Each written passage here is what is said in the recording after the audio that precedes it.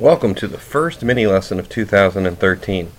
Oh wait, this is on YouTube, so it could be 2014 or 2099, or maybe you went back in time to 2000. Oh, this is confusing. Let's just get started. This mini lesson is on Teddy Roosevelt, aka real name Theodore Roosevelt, also known as TR. I think you can figure out why Teddy Roosevelt. He's also known as the Rough Rider, which we learned about in the Spanish-American War, the Teddy Bear President, and that beep cowboy. He's not only a man of many nicknames, he's a man of many faces.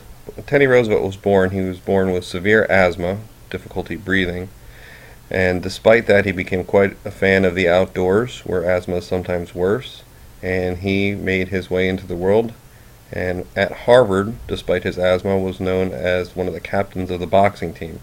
Not only did he have asthma, he was nearly blind without his glasses, and he had to fight without his glasses, yet he still did pretty well. Later in life, as a hunter, and of course one of the heroes of the Spanish-American War, Colonel Teddy Roosevelt. Teddy Roosevelt here with some globes, awesome, and the Teddy Bear President. Here he is as a politician speaking, and of course Teddy Roosevelt with the current faces that we know him today. In fact, you've seen a lot of this already in our Bill and Ted's Excellent Adventure back in December. Here's a quick mini version to remind you of the awesomeness of Teddy Roosevelt.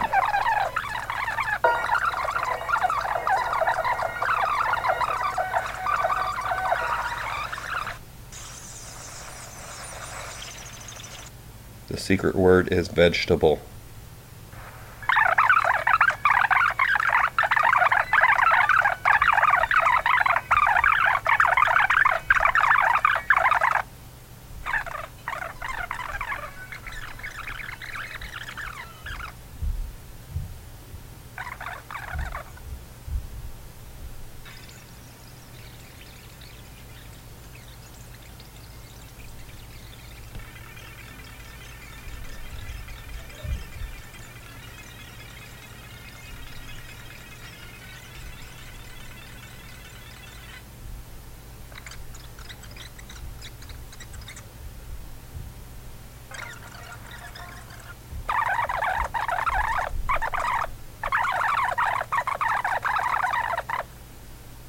Yep, pretty much like a cross between Daniel Boone and Chuck Norris. But most everything you saw in that quick review of the Bill and Ted's Excellent Adventure presentation was about his work inside the United States.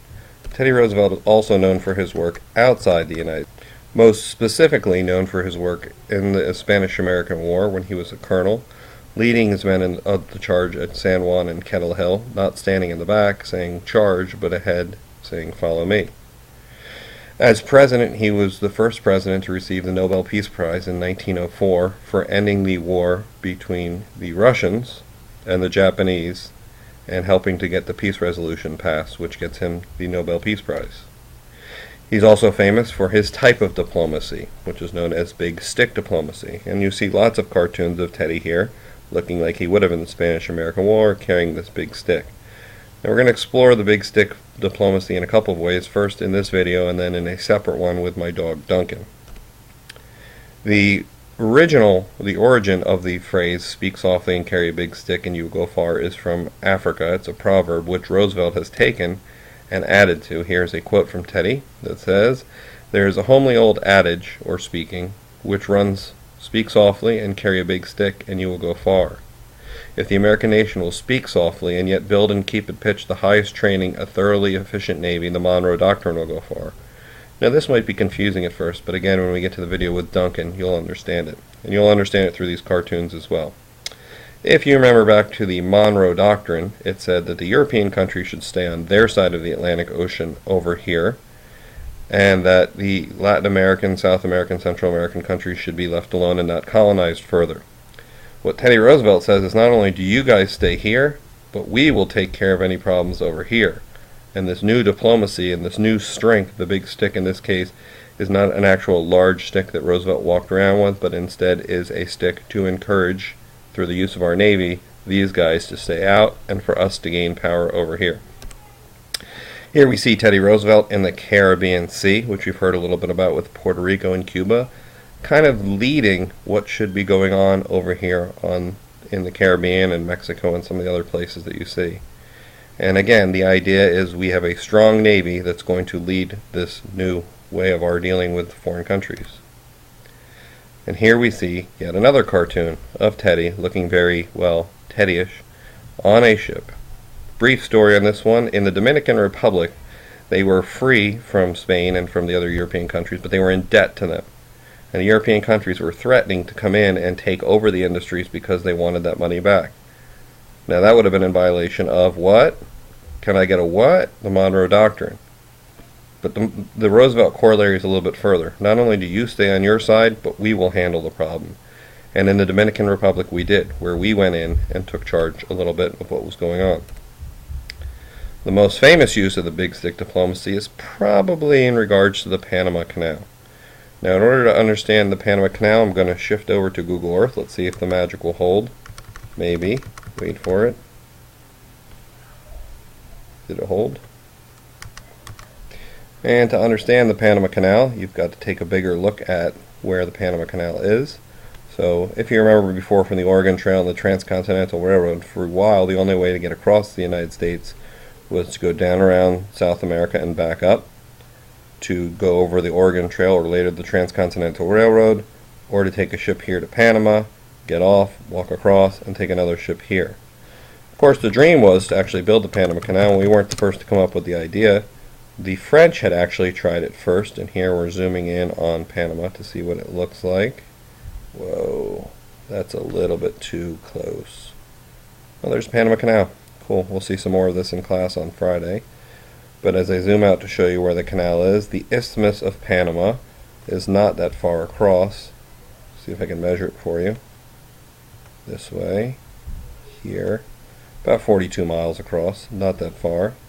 And the French had come up with the idea, or others had come up with the idea, let's build a canal across. Canals were not a new thing, they were an old thing, but they weren't easy to do. The problem that the French ran into was that it was very, very, very, very expensive, and they ran into the world's most dangerous creature. Do you know what it is? Say it out loud. Good, now mark it on your Google form because that's going to be one of your questions. And you can also see, as I'm zooming out here, the country of Colombia. More on that in a second. Let's see if I can magically shift back. Wow, the magic held. Awesome. So we'll explore this in class in a little bit more depth, but let me give you a quick understanding. The French failed. They couldn't get the Panama Canal built. Same type of difficulties they might have had in building a transcontinental railroad. And when the French left, they left their work unfinished, and the United States under Teddy Roosevelt decided to swoop in. The only problem was that Panama was an independent country. Panama was controlled by Colombia, and Colombia didn't want the United States to build the canal through. So what we did was we offered lots of money at first to build the canal to Colombia. And the Colombians said, maybe, nah, you know what, no. So we came up with another trick instead. We told the people of Panama, have a revolution, and Uncle Sam will come in with the big stick and squash the Colombians. And conveniently enough, that's exactly what happened. The Panamanians had a revolution, and the United States showed up with some big warships and pointed the guns at Colombia, and basically said, if you mess with our ships, we will fight you. And that's basically what big stick diplomacy is. We'll be nice, we'll talk things out, but if you mess with us, we will fight you. So back to the Panama Canal. Here's Colombia, here's Panama, here's where the canal actually goes. Colombia had been controlling Panama for years. They were a colony, basically. The Panamanians did want their freedom, and with the United States' assistance, they got it. They had a revolution, we aimed guns at the Colombians gave up, and conveniently enough, all of a sudden we had an agreement to build the Panama Canal. Of course, it wasn't that easy to build. We're going to explore the who, what, when, where, and why in class, and I know it's off your screen just a little bit, but you get the point. But let's take a look at how it was when the French left. Not very good. In fact, they basically left a breeding ground for mosquitoes with all this standing water here. And I don't think too many ships are going to make it through this canal. But when the United States is done, it's going to look a lot more like this. It takes about 10 years. Now, Teddy Roosevelt actually went down there to build it. This is not actually how it was done, though. It is an interesting cartoon. You can kind of see it. It's cut off a little bit on the screen here. Teddy Roosevelt is making his way through the canal, symbolically, the United States is going through it. By the way, Teddy Roosevelt did not get the permission of Congress to do this. He went beyond Congress. The Senate should have had to ratify this, but they didn't. He basically got it done, sent people down there, and he himself did go down there. He was not this ginormous, though. And if you can kind of see, he's throwing dirt over here on the city of Bogota. It's cut off again. Bogota's in Colombia, so he's kind of making fun of them. What he said to Congress was, you can debate all you want, but while you're debating, the Panama Canal will be being built. Now, some people looked at that as good. Other people said the United States was kind of like eating the world. Now, if you look at this image closely, you can see the eye of Washington. You can see the nose of Florida. You can see the big old mouth here eating up Cuba, and maybe now Central America, Colombia, and Panama Canal. Some were saying we would become quite the imperialist nation. Next is a look at the Great White Fleet. Now, Teddy's Great White Fleet becomes rather famous in 1907 to 1909, when, as president, he organized the building of these new white warships. I think there were 16 of them altogether, and they were basically sent around the world on a cruise. Not to go fight, but just to show how strong they were.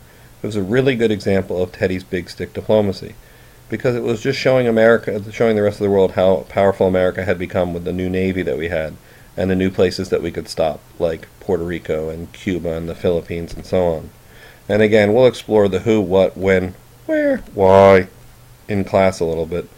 But very quickly, there were 16 of the ships, organized and paid for by the United States under the leadership of Teddy Roosevelt. They basically just sailed around the world showing how powerful we were from 1907 to 1909. I'll show you a map in a little bit. The basic idea why, to show how strong we were. Here's the route of the Great White Fleet.